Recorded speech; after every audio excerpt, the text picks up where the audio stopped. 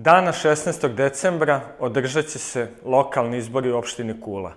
Izbori su dan kada poverenje dajemo najboljima među nama, onima za koje znamo da su svojim dosadašnjim radom i životom pokazali da umeju da brinu o interesu svih građana.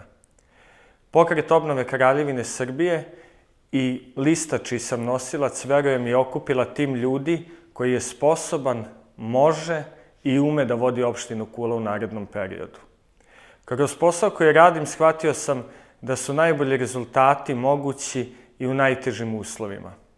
Zato vas pozivamo još jednom da izađete na glasanje, jer uz vašu podršku ovu našu veru u uspeh možemo pretvoriti u sam uspeh.